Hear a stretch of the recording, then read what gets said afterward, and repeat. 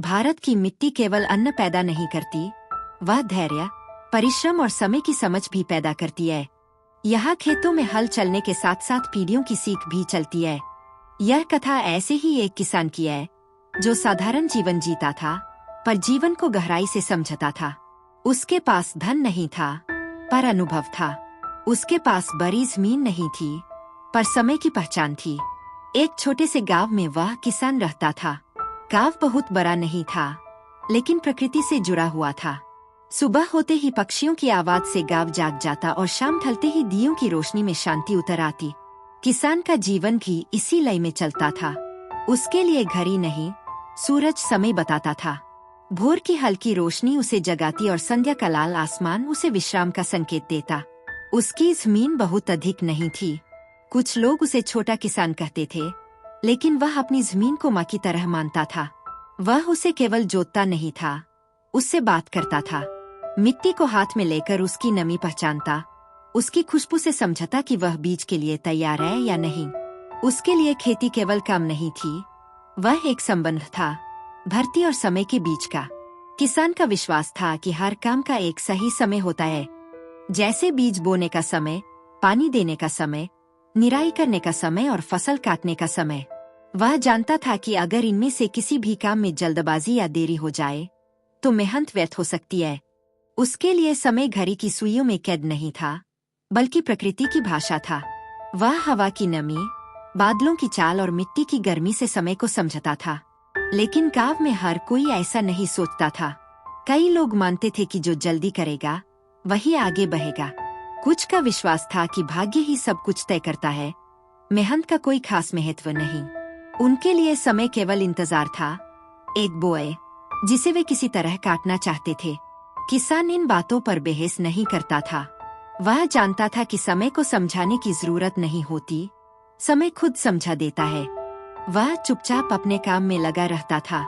एक वर्ष मौसम ने अपना स्वभाव बदल लिया। बादल समय से पहले आने लगे। कई दिनों तक सूरज दिखाई नहीं दिया। हवा में नमी बढ़ गई और मिट्टी बार बार गीली होने लगी। गांव के लोग चिंतित हो गए। उन्हें डर था कि अगर अभी बीज नहीं बोए तो समय निकल जाएगा। गांव के कई किसानों ने बिना सोचे समझे बीज बो दिए। उन्हें लगा कि जो पहले बोएगा वही पहले फसल पाएगा। खेतों में हल तेजी से चलने लगे। हर कोई जल्दी में था, जैसे समय उनसे भाग रहा हो। पर वह किसान रुक गया। उसने खेत में कदम रखा, मिट्टी को हाथ में लिया, उसकी नमी को परखा। उसने हवा की दिशा को महसूस किया और आसमान की ओर देखा। उसके अनुभव ने उसे बताया कि यह समय अभी पूरी तरह सही नहीं है। मिट्टी ऊपर से गीली थी, पर भीतर से ठंडी और भारी थी। बीज इस समय सड़ सकते थे। उसने प्रतीक्षा करने का निर्णय लिया। लोगों ने उसे देखकर बातें बनानी शुरू कर दी। कोई उसे धीमा कहता, कोई पुराने विचारों वाला। कुछ ने तो यह भी कहा कि वह डर गया है। लेकिन किसान शांत रहा। वह जानता था कि समय की परीक्षा शोर से नहीं, धैर्य से दी जाती है। कुछ ही दिनों बाद तेज बारिश हुई। जिन खेतों में जल्दी बीज बोए गए थे, वहां पानी भर गया। बीज गलने लगे। हरियाली की जगह खेतों में उदासी छा गई। किसान अपने खेतों को देखकर चिंता में डूब गए। उनकी मेहनत आंखों के सामने बर्बाद हो रही थी। गांव में मायूसी फैल गई। लोग समझ नहीं पा रहे थे कि गलती कहाँ हुई। कुछ ने भाग्य को दोष दिया, कुछ मौसम को। लेकिन किसान चुपचाप सब देख रहा था। वह जानता था कि समय की अनदेखी का यही परिणाम होता है। उसने अभी भी अपने बीज नहीं बोए थे। वह हर दिन खेत पर जाता, मिट्टी को देखता, मौसम को समझता। उसके लिए प्रतीक्षा आलस नहीं थी, बल्कि तैयारी थी। धीरे धीरे बारिश थमी। आसमान साफ होने लगा। मिट्टी में संतुलन लौटने लगा। अब किसान को लगा कि समय पास आ रहा है, लेकिन अभी पूरी तरह नहीं आया है। उसने एक दिन और प्रतीक्षा की। लोगों को यह समझ में नहीं आ रहा था कि जब सब कुछ बिगड़ चुका है, तब भी वह किसान इतना धैर्य कैसे रख पा रहा है। लेकिन किसान जानता था कि जो समय को मजबूर करता है, समय उसे तोड़ देता है। यहीं पर कहानी एक गहरी सीख की ओर बढ़ती है। यह केवल फसल की कहानी नहीं है, यह जीवन की कहानी है। यह उस पल की कहानी है जहाँ धैर्य और जल्दबाजी आमने सामने खड़े होते हैं। गांव के खेत उदास थे, लेकिन किसान के मन में शांति थी।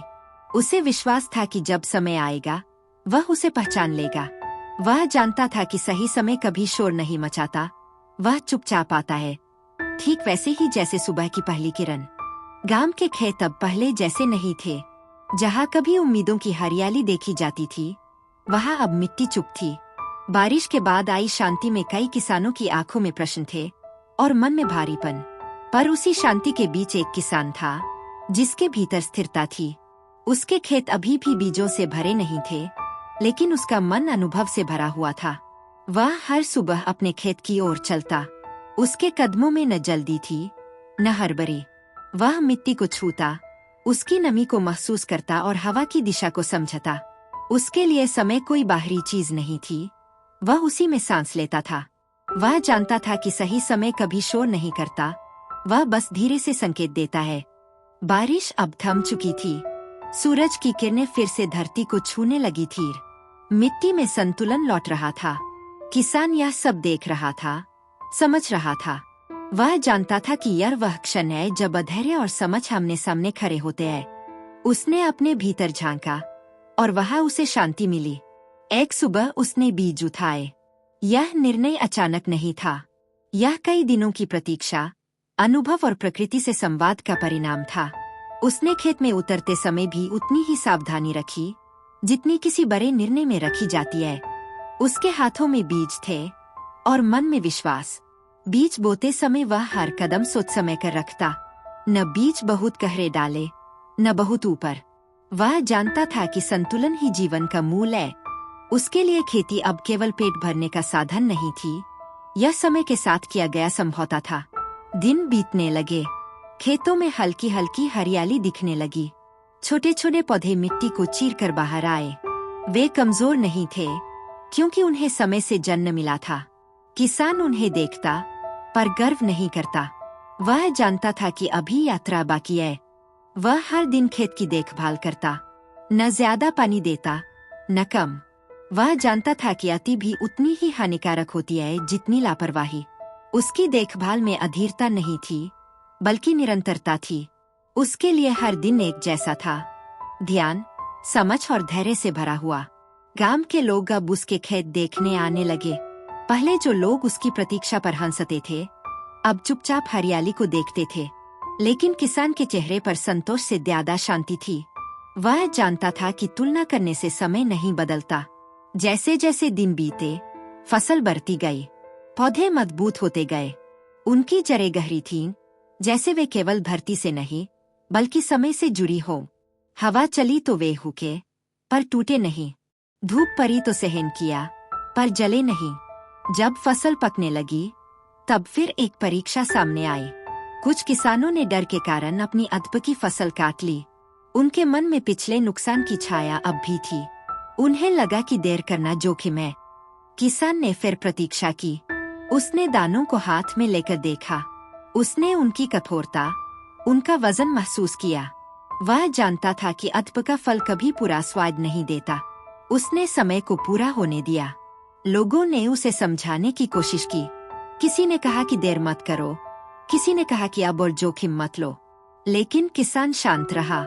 वह जानता था कि जो समय के साथ चलता है, उसे डराने की जरूरत नहीं होती। कुछ दिनों बाद तेज हवा चली। जिन खेतों में अधपकी फसल थी, वहां पौधे गिर गए, अनाज टूट गया। फिर से निराशा फैल गई। लेकिन किसान का खेत हवा में भी खड़ा रहा। उसकी फसल हुकी, पर टूटी नहीं। जब सही समय आया, किसान ने फसल काटी। दाने सुनहरे थे, भरपूर थे और मजबूत थे। महीनों की प्रतीक्षा ने अपना फल दे दिया था। उस खेत में केवल अनाज नहीं था, वहाँ समझ की जीत थी। गांव वालों ने तब जाना कि किसान की ताकत उसकी जल्दी में नहीं, बल्कि उसके धैर्य में थी। उसने किसी को उपदेश नहीं दिया, उसकी फसल ही उसका उत्तर थी। उस वर्ष किसान ने केवल अनाज नहीं उगाया, उसने यह दिखाया कि समय को हराया नहीं जा सकता, लेकिन उसे समझा जरूर जा सकता है। जो समय का सम्मान करता है, वही जीवन में स्थिरता पाता है। यह कहानी हमें सिखाती है कि जीवन में हर चीज को तुरंत पाने की चाह अक्सर हमें खोखला कर देती है। सही समय पर किया गया छोटा सा निर्णय भी बड़े परिणाम ला सकता है। समय कभी शत्रु नहीं होता, लेकिन वह किसी की प्रतीक्षा भी नहीं करता। किसान ने धरती से नहीं, समय से फसल उगाई थी। और इस तरह उस साधारण किसान ने बिना ऊंची आवाज, बिना बहस और बिना किसी दिखावे के यह सिद्ध कर दिया कि समय सबसे बड़ा शिक्षक है। जो उसे समझ लेता है वह धीरे चलता है पर दूर तक पहुंचता है, और जो उसे नजरअंदाज करता है वह तेज तो चलता है पर अक्सर रास्ते में ही हार जाता है। उस किसान ने हमें यह सिखाया कि सफलता केवल मेहनत से नहीं, सही समय पर की गई मेहनत से मिलती है, क्योंकि अधपका का फल कभी मीठा नहीं होता और अधूरी प्रतीक्षा कभी फलदायी नहीं होती। अगर आपको यह कहानी पसंद आई हो, अगर इस कहानी ने आपको सोचने पर मजबूर किया हो, तो इसे अपने दिल के करीब लोगों के साथ जरूर साझा करें, क्योंकि हो सकता है किसी और के जीवन में भी आज सही समय का इंतजार चल रहा हो। वीडियो पसंद आया हो तो लाइक जरूर करें। ऐसी भारतीय जीवन से जुड़ी कहानियों के लिए चैनल को सब्सक्राइब करें और इस कहानी को शेयर करें ताकि सीख आगे बढ़े। बेल आइकन दबाना न भूलें ताकि हर नई कहानी सीधे आप तक पहुंच सके। अंतिम धन्यवाद आपका समय देने के लिए, दिल से धन्यवाद। याद रखिए, समय कभी रुकता नहीं, लेकिन जो उसे समझ ले वह कभी पीछे नहीं रहता।